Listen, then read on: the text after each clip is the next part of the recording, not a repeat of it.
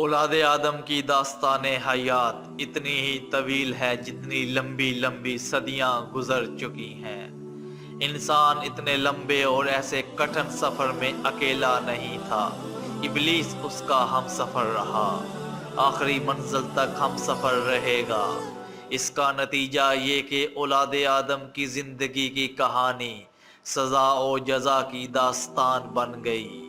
مگر عجوبہ یہ ہے کہ انسان اپنی ہی آپ بیتی پہ نگاہ ڈالتا ہے تو محو حیرت ہو جاتا ہے، عبرت حاصل نہیں کرتا، شرمسار نہیں ہوتا، بلکہ خود فریبی سے اپنا دل پرچا لیتا ہے اور اس ابلیس کے آگے سجدہ ریز ہو جاتا ہے جس نے اللہ کے اس حکم کی تعمیل سے انکار کر دیا تھا۔ کہانی کوئی بھی ہو، کسی کی بھی ہو، اس صورت میں دلچسپ، سنسنی خیز، عبرتناک بنتی ہے جب اس کہانی کے کردار اللہ والے ہوں، سوائے ایک دو کے جو ابلیس کے پجاری ہوں۔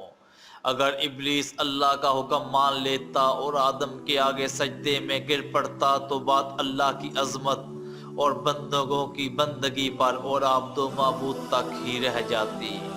اللہ نے نیک اور پارسا بندوں سے جنت کا وعدہ کیا ہے۔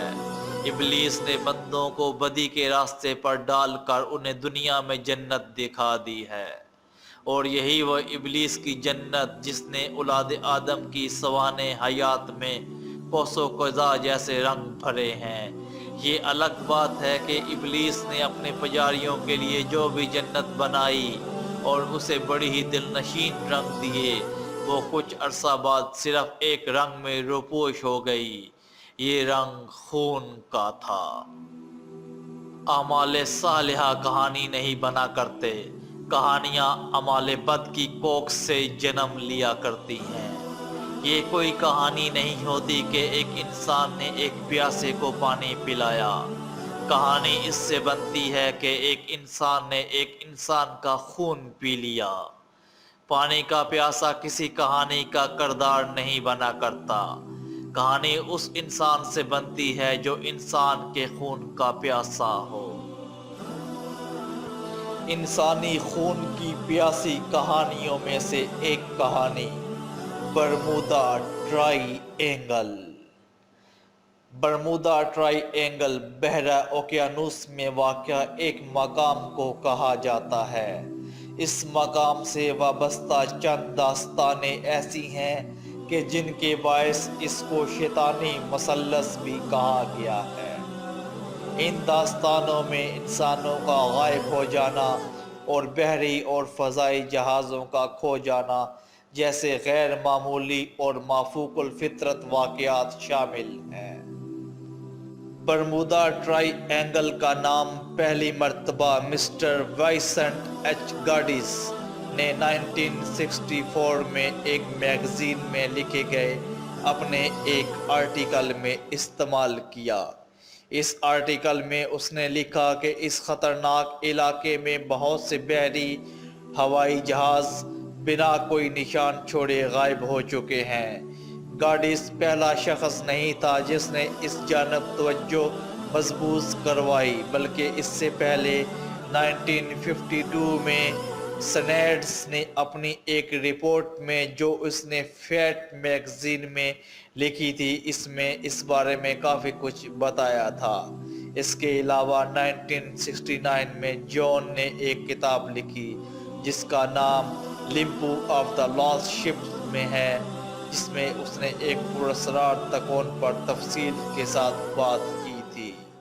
ان سب کتابوں کے علاوہ بے شمار مضامین اور کتابیں اس حوالے سے شائع ہوئیں جن میں برمودا ٹرائی اینگل کو ایک افسانوی حیثیت سے پیش کیا گیا، لیکن سائنس نے آج تک کوئی ٹھوس ثبوت نہ ہونے کی بنا پر ان سب چیزوں کو رد کر دیا، کیونکہ یہ تمام باتیں سائنسی اصول سے ہٹ کر صرف اور صرف مافوق الفطرت انداز میں پیش کی گئیں۔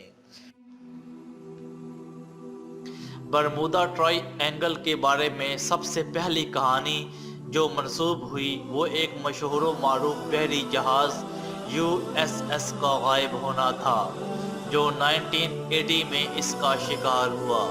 542 فٹ لمبا یہ جہاز 1910 میں بنایا گیا تھا اور یہ امریکن نیوی کو دوسری جنگ عظیم میں بحری جہازوں کے لیے ایندھن لے جانے کا کام کرتا تھا۔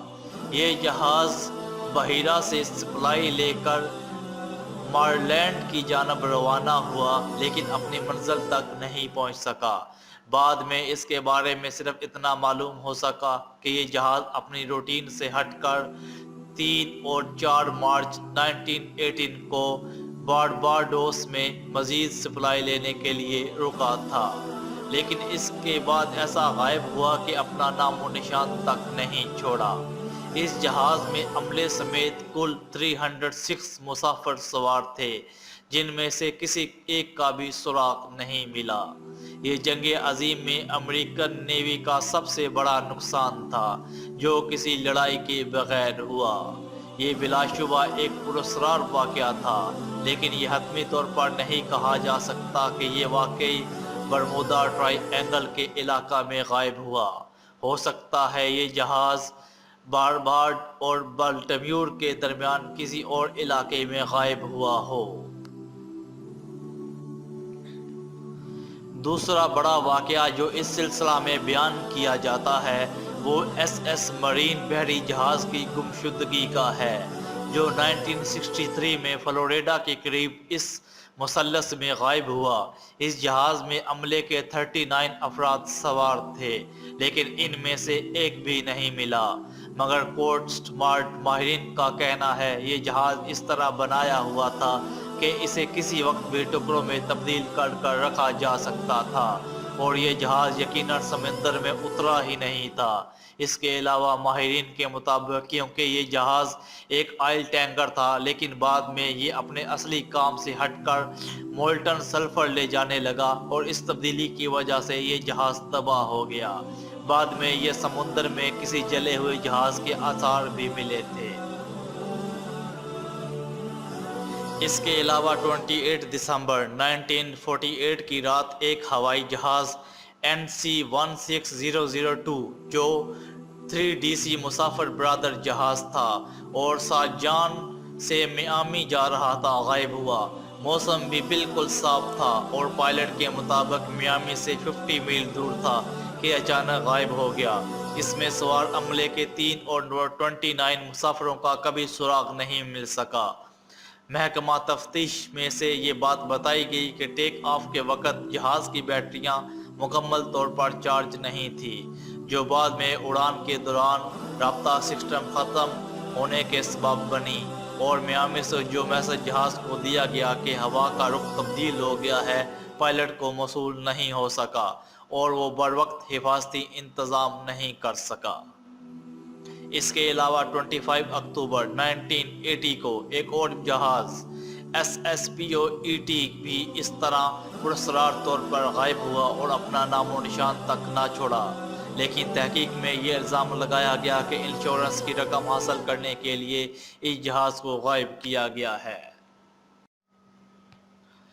برمودا ٹرائی اینگل کے بارے میں کچھ لوگوں کا خیال ہے یہ جگہ ایک دروازے کی حیثیت رکھتی ہے جہاں دوسری آنے والی مخلوق دوسری دنیا سے اس دنیا میں داخل ہوتی ہے۔ کچھ لوگ اسے وقت کا خلا کہتے ہیں، جہاں آنے والی ہر چیز وقت کے خلا میں گم ہو جاتی ہے۔ کچھ لوگ اسے سمندر کی تہہ میں ڈوبے ہوئے اٹلانٹس کے سگنل کی کارستائی قرار دیتے ہیں، لیکن سائنس اور ماہرین ان سب کو حقیقت کے منافی اور من گھڑت افسانوں سے زیادہ اہمیت نہیں دیتے۔ اس کے علاوہ اس کا ایک سبب پانی کی تیز لہروں کو قرار دیا جاتا ہے، جو ہر ہونے والے حادثے کی نشان کو اس طرح صاف کر دیتی ہیں کہ ان کا نشان تک نہیں ملتا۔ اس کے علاوہ ایک وجہ علاقائی موسم بھی بتایا جاتا ہے۔ کچھ دانشور ایک وجہ یہ بیان کرتے ہیں یہاں 3 سمندروں گلف آف میکسیکو، اٹلانٹک اور کیریبین کے پانیوں کا ملاپ ہوتا ہے، اور ان کے پانیوں کے آپس میں ٹکرانے کی وجہ سے اس میں ایسی مقناطیسی لہریں پیدا ہوتی ہیں جو اپنے اوپر والے گرنے والی ہر چیز کو اپنے نیچے کھینچ لیتی ہیں۔ بعض مفکرین کے نزدیک ایک سبب یہاں 18ویں اور 19ویں صدی میں برطانوی اور امریکی فوج اڈوں کی موجودگی ہے، جن سے لوگوں کو دور رکھنے کے لیے من گھڑت قصے کہانیاں گھڑے گئے ہیں۔ کچھ مفکرین یہ بھی کہتے ہیں کہ یہاں امریکہ کی ایسی لیبارٹریز بنائی گئی ہیں جہاں انسانوں کے خاتمے کے لیے مہلک ہتھیار تیار کیے جاتے ہیں اور لوگوں کو اس کے بارے میں پتہ نہ چلے، اس لیے یہ ڈرامہ رچایا گیا ہے۔ تاہم اب ماہرین نے حال میں ایک نیا انکشاف کیا ہے کہ ان تمام پراسرار واقعات کی وجہ سمندر میں موجود میتھین گیس ہے۔ یہ انکشاف یونیورسٹی آف ناروے کے ماہرین نے کیا ہے۔ ان کا کہنا ہے کہ برمودا ٹرائی اینگل کے سمندری مقام پر زیر زمین سمندر میں بہت بڑے گڑھے موجود ہیں جو سمندر کی تہہ میں پائی جانے والی میتھین گیس کے دھماکے کی وجہ سے وجود میں آئے ہیں۔ ماہرین کے مطابق ان دھماکوں کے باعث سمندری پانی کے درجہ حرارت میں اضافہ ہو جاتا ہے اور ساتھ ہی گیس کے اتنے بڑے بلبلے بھی وجود میں آتے ہیں جو جہازوں کو ان گڑھوں میں غرق کر دیتے ہیں۔ ماہرین کا کہنا ہے یہ گڑھے کوئی عام گڑھے نہیں، اس گڑھے کا قطر نصف میل ہے جبکہ اس کی گہرائی 150 فٹ سے زائد ہے۔ اگر ان گڑھوں کی تہہ تک پہنچا جائے تو یقیناً گمشدہ جہازوں کا سراغ لگایا جا سکتا ہے۔ ان تمام واقعات سے اس بات کو تقویت ملتی ہے کہ ابھی تک سائنس اس مقام تک نہیں پہنچی کہ وہ برمودا ٹرائی اینگل کی اصل حقیقت معلوم کر سکے۔ وقت گزرنے کے ساتھ ساتھ برمودا ٹرائی اینگل کی یہ کہانی اور سنسنی خیز ہوتی جا رہی ہے، لیکن ہم امید کرتے ہیں اور ہمارا ایمان ہے جب قدرت فیصلہ کرے گی تو اس راز سے پردہ اٹھایا جا سکے گا۔